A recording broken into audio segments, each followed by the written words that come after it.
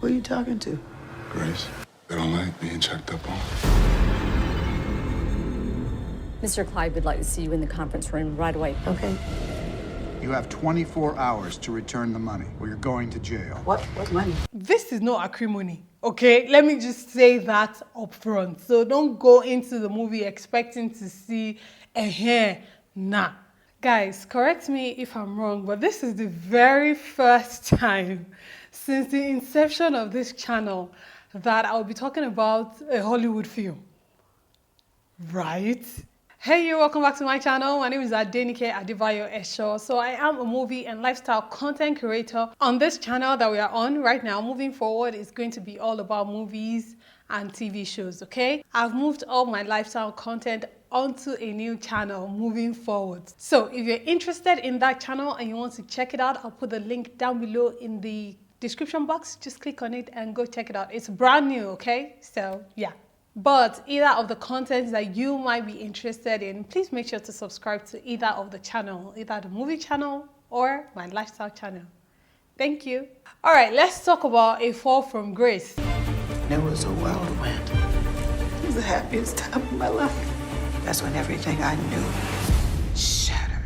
There's been a lot of conversation around Tyler Perry lately, especially when he posted that video showing that he writes all his shows himself, and you know, he was saying, oh, that's his work ethic, and people really came at him like, imagine the number of people that you could give jobs and also the creativity that could go into your productions if everything wasn't coming just from you and just from your own perspective. And it was about the same time that it was announced that he would be having a movie on Netflix, which is A Fall from Grace. And then another wahala started because of the kind of story the trailer seemed like the movie was going to tell, which once again is kind of like Tyler Perry's MO, to tell stories that are about Black people, most especially Black women, battered Black women, and Black women making horrible choices. So I decided that this would be a good one for us to talk about, for us to have a conversation about,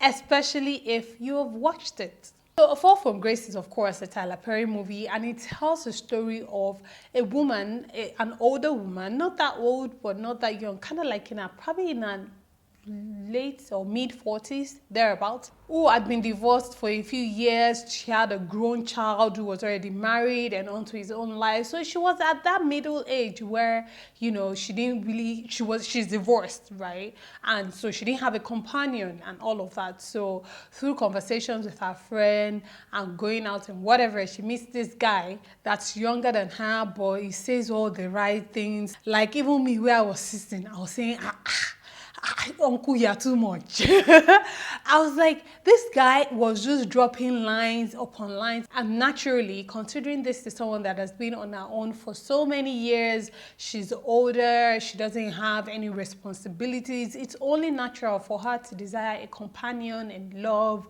and everything that comes with it. So naturally, she falls for this guy, and a lot of things happen thereafter. This movie screams a bit cheap.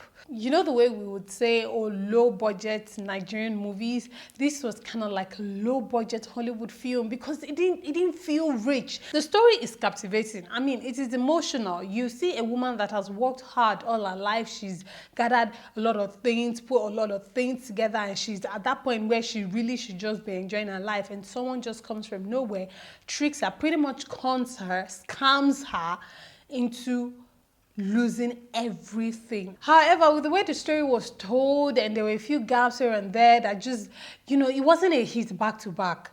Because of the way the story was told, every time we went on a high, it was only for a certain amount of time, and then it started to drag again. So in as much as you're feeling emotional, you're not wailing. I'm a very emotional person, but I didn't, you know, I felt sorry for her, but that was just it.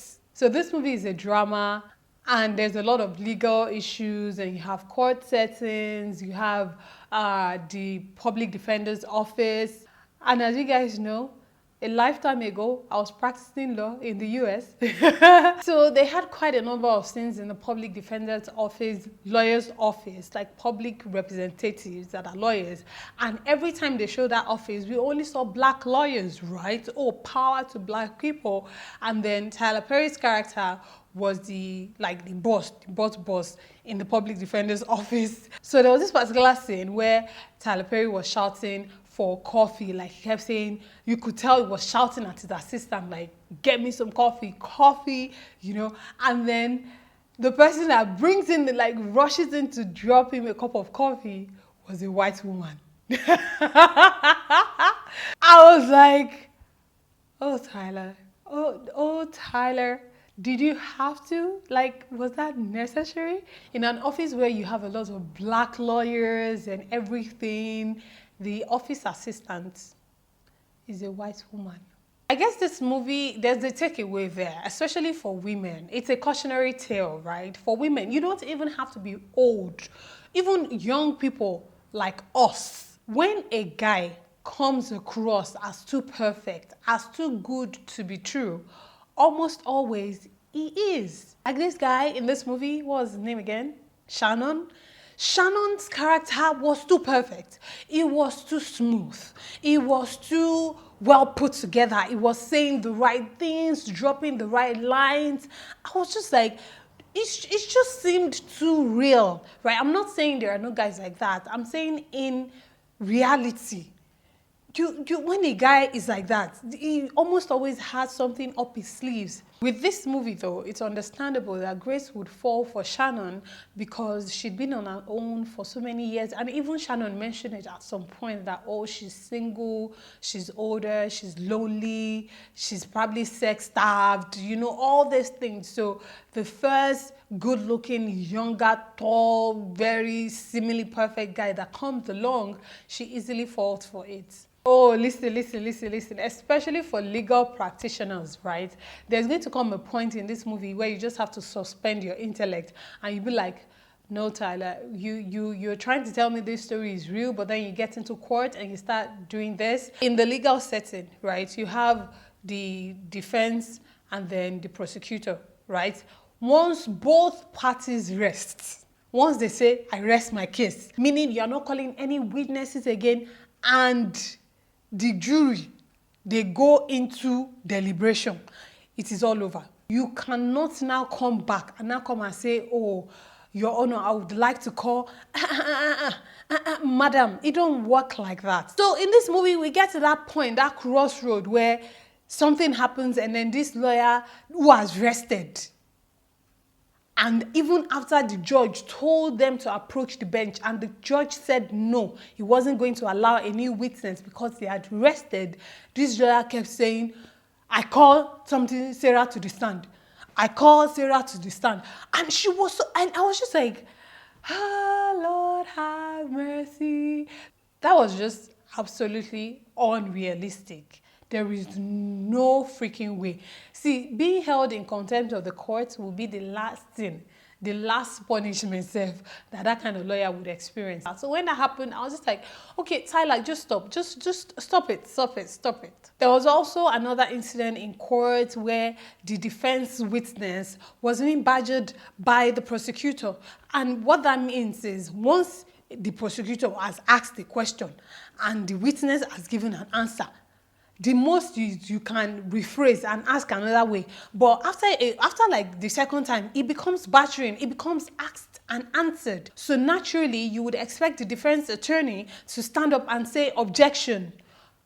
But no. This witness kept saying, I don't remember. And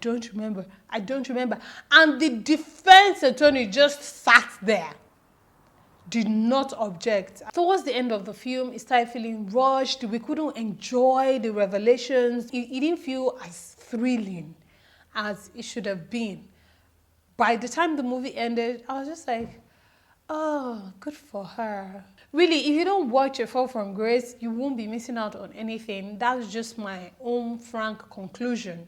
The movie just dropped on Netflix today, so I know quite a few people might not have seen it, but if you have seen the movie A Fall from Grace, I really want to know what you think about the entire thing. Did you enjoy it? Did you enjoy the storyline? Did you feel sorry for her? You know, did you feel sorry for him? I don't know why you would. I wanted him dead too. But regardless, whatever your thoughts are, please leave them down below in the comment section as always. Remember, like I mentioned earlier, my lifestyle content has now been moved to a brand new channel. If you want to check that out, I'll put the link down below in the description box. Make sure to check it out if you're interested in my lifestyle, marriage, you know, family, and all that sort of content. All right? Thank you guys so much for watching. I love you so much. I will see you again very, very soon. You know how we do it. Remain in God and God bless you. Mwah. Bye.